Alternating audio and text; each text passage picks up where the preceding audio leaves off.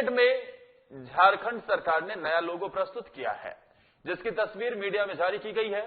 साथ ही JAC, ICSE, CBSE के matric और इंटर के छात्रों को प्रथम, द्वितीय और तृतीय श्रेणी प्राप्त करने पर प्रोत्साहन राशि के रूप में अधिकतम 3 लाख से लेकर 50,000 रुपए तक का प्रावधान किया गया है।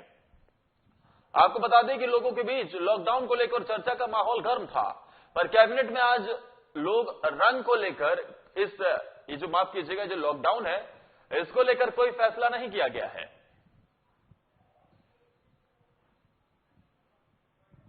में चल रहा है। उसके बाद पलाश का फूल जो है वो आप देखिएगा इसमें है।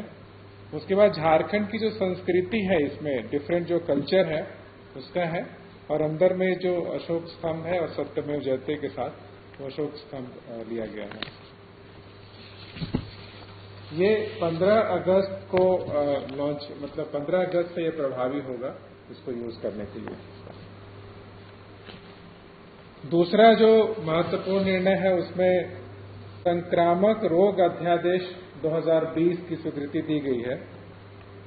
जो अभी देख रहे हैं कि हम लोग का कोविड-19 के चलते जो राज्य सरकार के आदेश निर्गत किए गए हैं और उन सभी आदेशों का यदि पालन नहीं हो पाता, जैसे कि मास्क लगाना हुआ या फिर आपको बंद करने का आदेश है, एक जगह पे ज्यादा लोग खड़े नहीं हो सकते उसका आदेश है, दुकान को एक तरीके से संचालित करना, ऑफिस को संचालित करना, तो ये सबके संबंध में यदि कोई उल्लंघन होता है राज्य सरकार के आदेश का, तो अभी ऐसा कोई एक्ट नहीं है, ऐसा कोई रूल नहीं है जिसके तहत कि संबंधित लोगों पे कार्रवाई।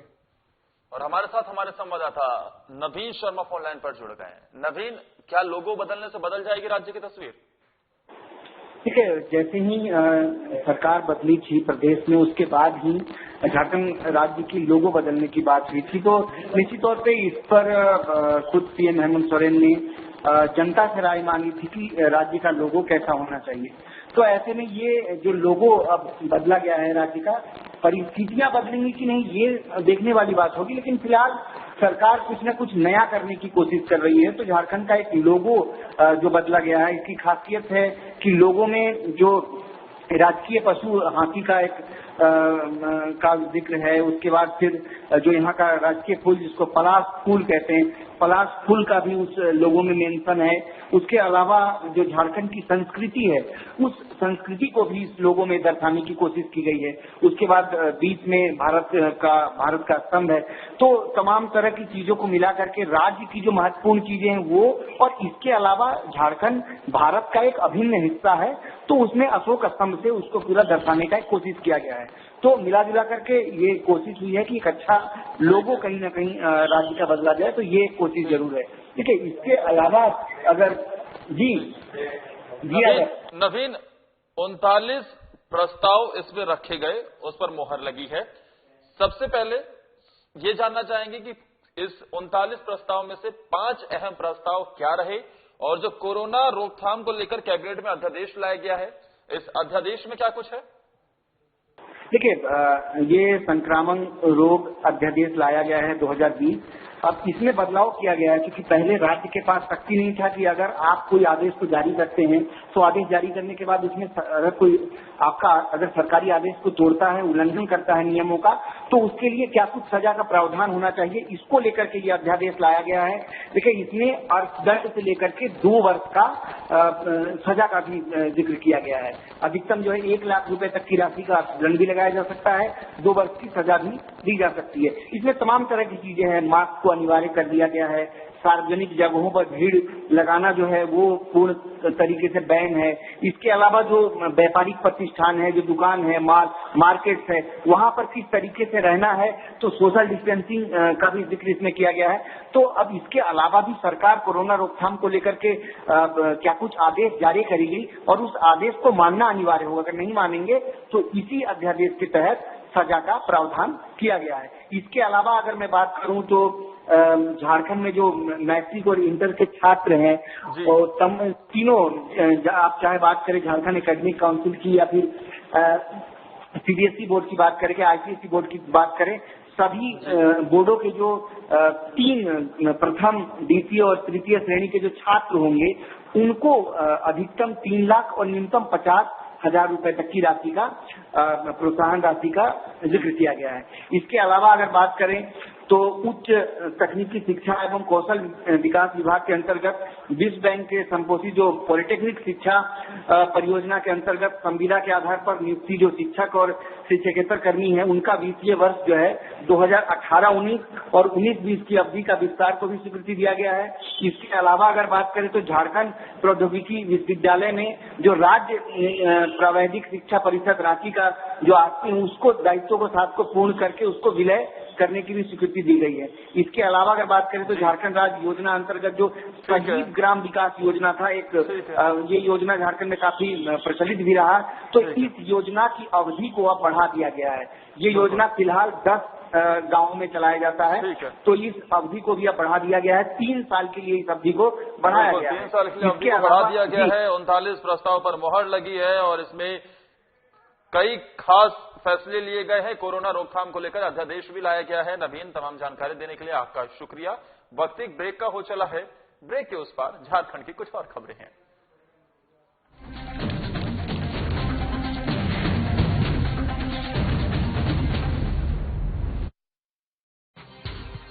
इस सावन घर बैठे कीजिए बाबा बैद्यनाथ के दर्शन। बाबा धाम से सीधा प्रसारण सिर्फ साधना प्लस न्यूज पर।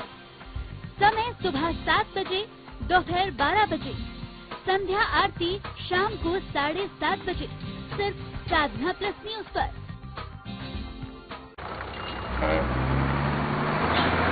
एक सर्किट हाउस।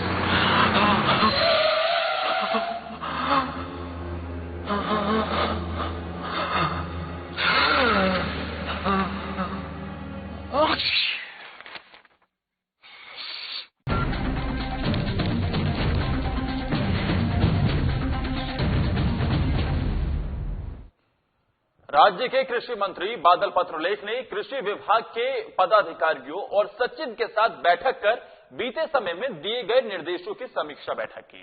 साथ ही किसानों की अच्छी पैदावार के लिए अधिकारियों को दिशा निर्देश भी दिए। वहीं कृषि मंत्री ने किसानों के कर्ज माफी के लिए भी संकेत दिए हैं। इसी पर हमारी एक खास रिपोर्ट देखिए कि क्या राज्य सरकार किसानों की किस्मत बदलने की ओर कदम उठा रही है।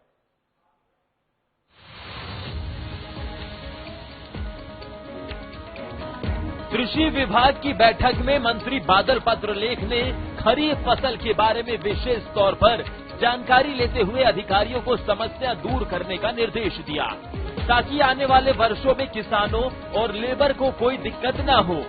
वहीं कृषि मंत्री बादल ने कृषि योग्य बेकार पड़ी 10 लाख हेक्टेयर जमीन को कैसे उपयोग में लाया जाए, इस विषय पर अधिकारियों से चर्चा की। आपको बता दें कि झारखंड में 38 लाख हेक्टेयर जमीन खेती योग्य है, जबकि खेती मात्र 28 लाख हेक्टेयर जमीन पर ही हो पाती है। खरीफ कर्मशाला में 2020 हम लोगों ने जो टारगेट दिए थे उसमें अचीवमेंट क्या है, क्या दिक्कतें उन्हें आ रही हैं, चुनौतियां क्या हैं, आगे से कैसे हमें कैलेंडर तैयार करके अगले साल अभी से ही 25 मई को बीज दिवस मनाने की तैयारियां खरीफ फसलों के लिए जो समय प्रखंडों में 25 मई को उपलब्ध कराएंगे, उसकी सोच, दूरदर्शिता और जो भी परिस्थिति है, जो सपोर्ट माइग्रेंट लेबर और यहाँ के कृषक भाई को चाहिए, उसमें कृषि विभाग की क्या भूमिका है, हमारी क्या जवाबदेही है, किस संवेदनशीलता से काम करना है, लोगों को कैसे जागरूक करना है। वहीं किसानों से जुड़ी समस्या को दूर करने के लिए मंत्री ने सभी किसानों को अपने मोबाइल पर आरोग्य सेतु ऐप इस्तेमाल करने की सलाह देते हुए ये कहा है कि धान आधी प्राप्ति और बाजार सुगमता के लिए 200 करोड़ रुपए बजट में बंद किए गए थे, उसे जल्द ही नियमों में बदलाव कर चालू किया जाएगा। इसके अलावा जल्द ही कृषि विभाग गरीब किसानों का कर्ज माफी करने का सपना पूरा करेगा। इसके लिए 2000 करोड़ की राशि का पूरा रूपरेखा तैयार कर लिया गया है। साथ ही अच्छी खेती के लिए जल स्तर को ऊपर लाने की प्रक्रिया पर भी चर्चा की गई, ताकि सिंचाई से जुड़ी झारखंड के किसानों की समस्या खत्म हो सके। इन सब चीजों को लेकर आरोग्य सेतु ऐप का मैक्सिमम यूज करें, किसान का कर्ज लोन माफी होगा उसकी जानकारी दें 2000 करोड़ की। साथ ही हम 200 करोड़ रुपया जो बजट में उपबंध किए थे धान अधिप्राप्ति और बाजार सुगमता के लिए, कोविड-19 के चलते उसके फॉर्मेट में स्वरूप में बदलाव करके जरूरतमंद माइग्रेंट लेबर को कैसे विशेष पैकेज हमारे विभाग द्वारा उपलब्ध कराया जाए, इसकी बात है। जल स्तर को ऊंचा उठाने की और आने वाले दिनों में कृषि यांत्रिकरण, जिसमें हम राष्ट्रीय औसत से काफी पीछे हैं, कैसे उसकी दिशा की ओर हम अग्रसर हों। मंत्री के समीक्षा बैठक के बाद खेती के क्षेत्र में बेहतर कार्य होने के आसार बढ़े हैं। किसानों की अच्छी पैदावार के साथ अब किसानों की कर्ज माफी भी हो, जिससे झारखंड के किसानों में नया उत्साह देखने को मिलेगा और राज्य के खेत फसलों से लहलहाएंगे। साधना प्लस के लिए रांची से कैमरामैन कुणाल कुमार के साथ चंदन वर्मा की रिपोर्ट।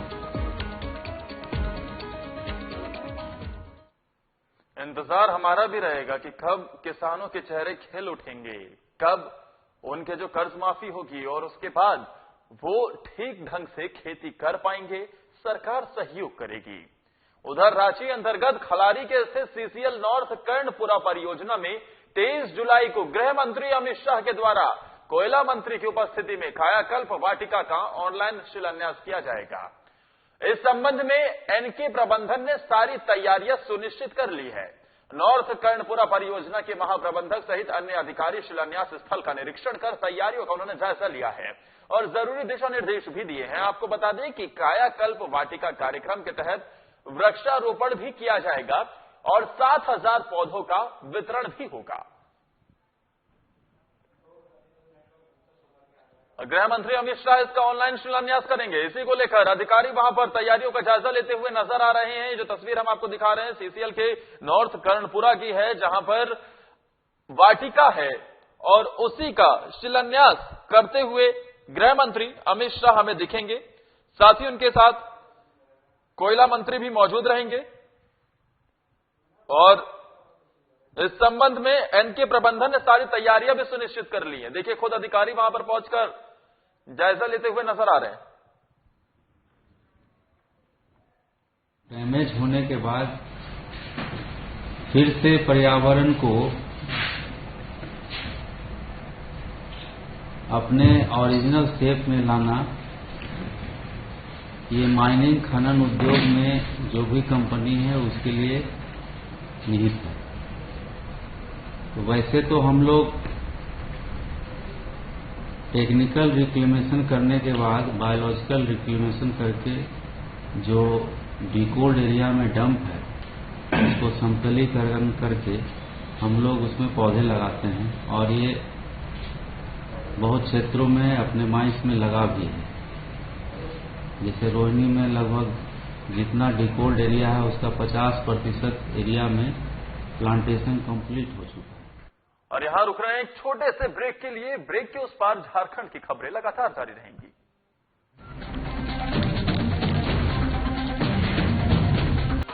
इस सावन घर बैठे कीजिए बाबा बैद्यनाथ के दर्शन। बाबा धाम से सीधा प्रसारण सिर्फ साधना प्लस न्यूज पर। समय सुबह 7 बजे, दोपहर 12 बजे, संध्या आरती शाम को 7:30 बजे, सिर्फ साधना प्लस न्यूज पर।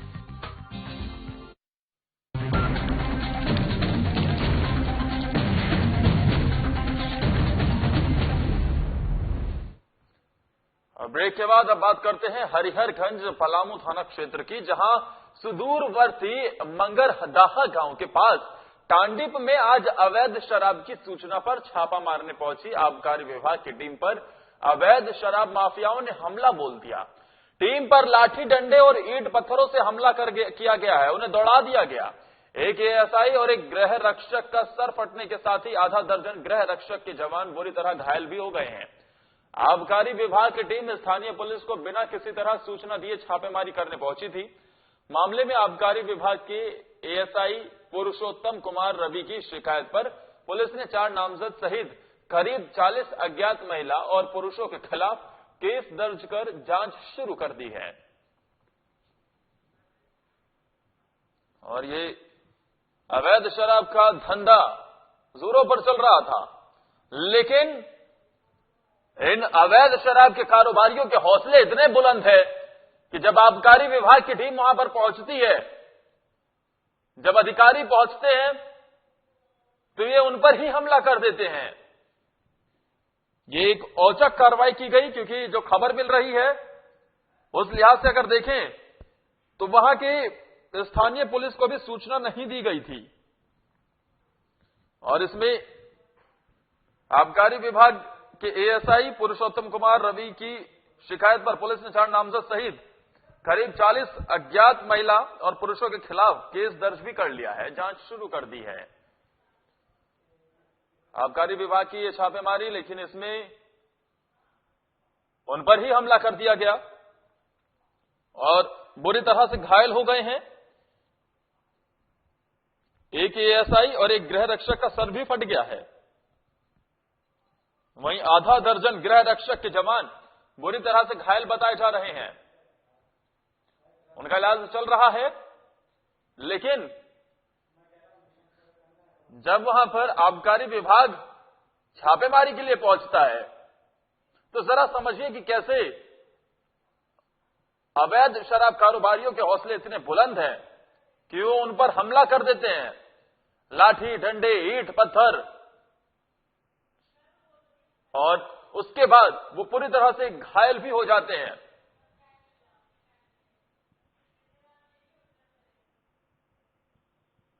लगातार जिस तरीके से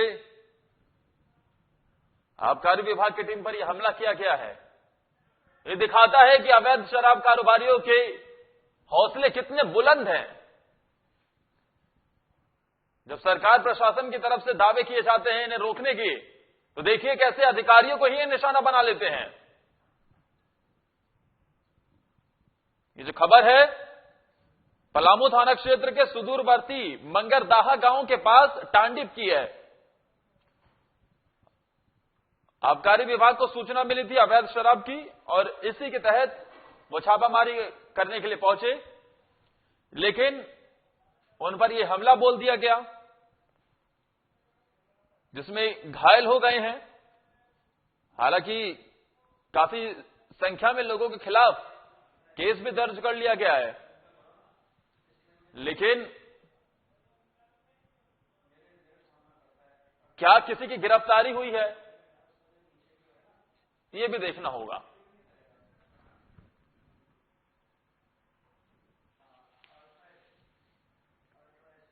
जमशेदपुर में बीते दिन बिरसा नगर थाना क्षेत्र अंतर्गत हरि मंदिर के पास अपराधियों ने अधिवक्ता और बीजेपी नेता प्रकाश यादव की निर्मम हत्या कर दी, जिसके बाद लोग आक्रोशित हो उठे।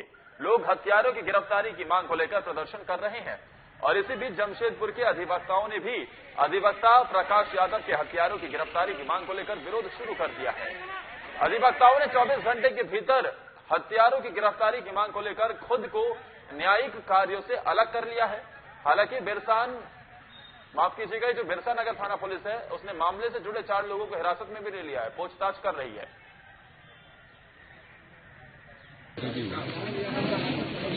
पूर्व में भी वर्तमान यहाँ दालबन करके एसडीओ को भी सूचना दी गई थी, स्थानीय थाना प्रभारी को सूचना दी गई थी। उसके बावजूद भी इस तरह की घटना, इसकी जितनी भी निंदा की जाए वो कम है। जब हमारी सरकार थी कि जो जमीन भू माफिया है उस पर पूरी बंदिश लगी है, और इस क्षेत्र में इस चुनाव में इस तरह भू माफिया अपराधियों का बोलबाला कर एक जनप्रतिनिधि दुष्प्रचार करके चुनाव जीता। ऐसा है कि हमारे एक जूनियर एडवोकेट हैं प्रकाश यादव जी, उनकी निर्मम हत्या हुई है। उसी के खिलाफ में हम लोगों ने प्रशासन को एक रेजोल्यूशन पास करके वो मेल कर दिया डीसी साहब को कि जो भी इसमें क्राइम में संलिप्त है उन सबको आप 24 घंटे के अंदर अरेस्ट कर लीजिए, और अगर वो अरेस्ट नहीं कर पाएंगे 24 घंटे के अंदर, तब हम लोग आगे की कार्रवाई को तय करेंगे और तय करके फिर निर्णय लेंगे। फिलहाल हम लोगों ने कोर्ट के काम से भी आज अपने आप को दूर रखा है। उन्हीं के उनका चूंकि असैसिनेशन जो निर्मम हत्या की गई है कुछ क्रिमिनल्स के द्वारा। कब और कहाँ हुआ? ये बिरसा नगर में रहते थे हमारे अधिवक्ता, और काफी मिलनसार थे। ऐसा तो कुछ लगता नहीं है कि उनके साथ हम लोगों, आज मैं सुबह उनके घर पे भी गया था और उनके अड़ोस पड़ोस के लोगों ने भी ये कंफर्म किया कि नहीं, उनके साथ किसी को कोई। रांची के विधायक सीपी सिंह कोरोना पॉजिटिव पाए गए हैं। उन्होंने बुधवार को खुद ट्वीट करते हुए ये जानकारी दी है। साथ ही पिछले दिनों उनके संपर्क में आए हुए लोगों से कोरोना की जांच कराने की अपील भी की है। रांची के विधायक सीपी सिंह में कोरोना के संक्रमण की पुष्टि होने के बाद उनके आवास को बंद कर दिया गया है। झारखंड विधानसभा के पूर्व अध्यक्ष और राज्य के नगर विकास मंत्री रह चुके हैं सीपी सिंह, और वो कोरोना पॉजिटिव पाए गए हैं। ऐसे में जो लोग उनके संपर्क में आए हैं उनसे उन्होंने जांच कराने की अपील की है।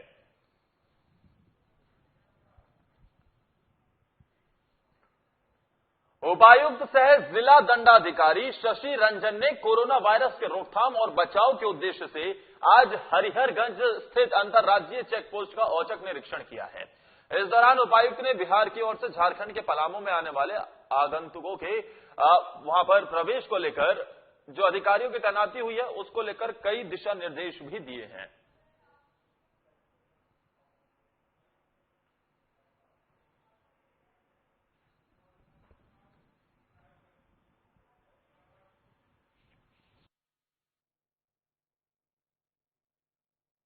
औचक निरीक्षण वहां करते हुए नजर आ रहे हैं और वहां पर तैयारी लगातार देखी जा रही है।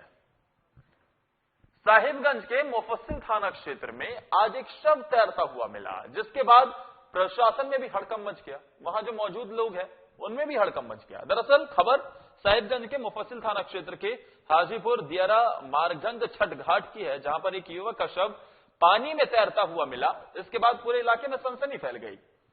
मृतक की पहचान शाहबाद निवासी महलू राय के पुत्र नितेश उर्फ नटवर राय के रूप में हुई है। वह मृतक के परिजनों ने हत्या की आशंका जताई है। पुलिस ने परिजनों के बयान के आधार पर जांच पड़ताल शुरू कर दी है। इस संबंध में आसपास के लोगों ने बताया है कि बच्चे नदी में मछली पकड़ रहे थे। जैसे ही जलकुंभी को खींचकर बाहर निकाला चाहा कि जलकुंभी के साथ साथ शव भी बाहर आ गया, और शव देखते ही स्थानीय लोगों ने पुलिस को इसकी सूचना दी है। पुलिस मौके पर पहुंची है, शव को अपने कब्जे में ले लिया है। साथ ही पुलिस जांच में जुट गई है। पोस्टमार्टम के लिए शव को भेज दिया गया है।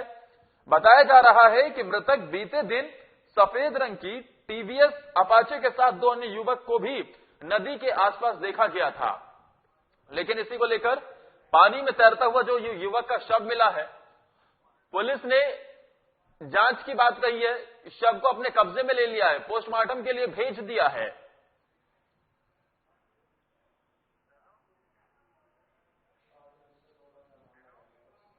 ये पानी में तैरता हुआ युवक का शव मिला है और इसी के चलते अब कई सवाल भी खड़े हो रहे हैं।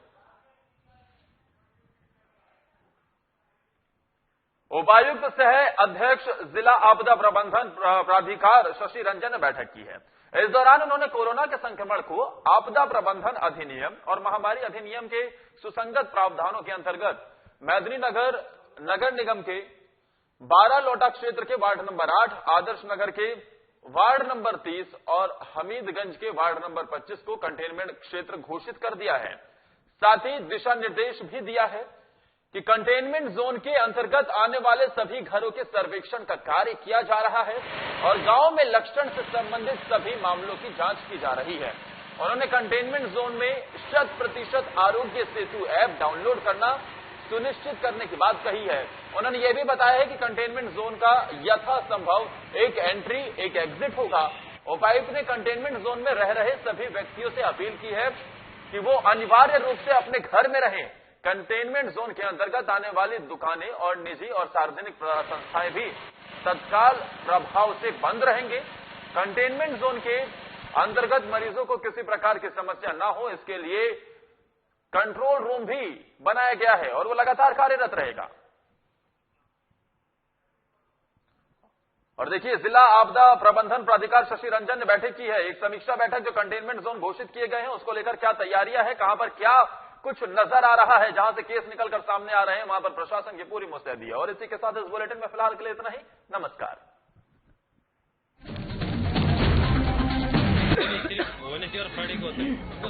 वो डॉक्टर साहब हैं? भाई साहब, खांसी और बुखार था, सोचा चेक करवा लूं।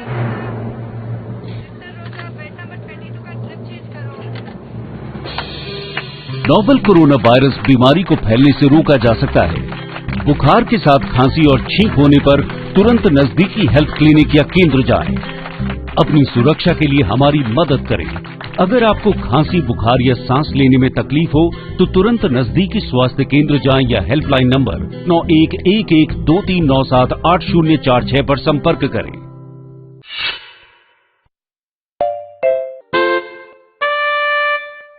ये इंडिया में ना भाई साहब सब खींचते हैं, कोई किसी की टांग, कोई किसी के कान, और ऐसे ही सब खींचते हैं ऐसी वैसी तार जो पहुंचा सकती है आपके घर को भारी नुकसान। माइक्रोटेक वायर्स एंड केबल बिजली बचाए, आग से सुरक्षित रखे और हैवी लोड भी उठाए। सही तार खींचो।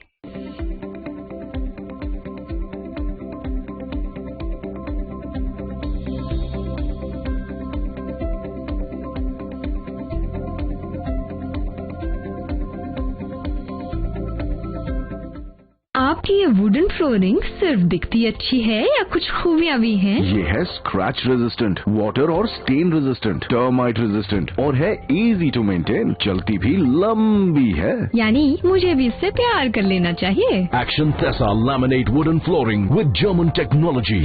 Get ready to be floored.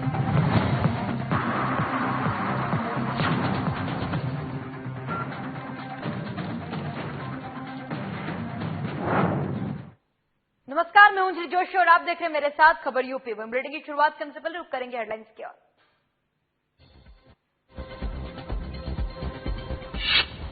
प्रधानमंत्री नरेंद्र मोदी 5 अगस्त को आएंगे अयोध्या, श्री राम मंदिर की रखेंगे पहली ईंट। श्री राम जन्मभूमि तीर्थ क्षेत्र ट्रस्ट के अध्यक्ष महंत नृत्य गोपाल दास स्वयं भूमि पूजन अनुष्ठान की करेंगे तैयारियां।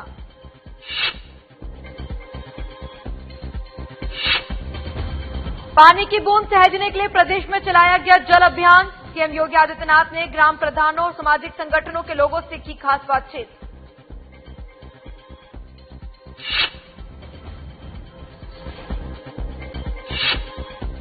पत्रकार विक्रम जोशी की गाजियाबाद अस्पताल में निधन। पत्रकार के परिवारजन को 10 लाख की आर्थिक मदद, पत्नी को सरकारी नौकरी और बच्चों को निःशुल्क शिक्षा।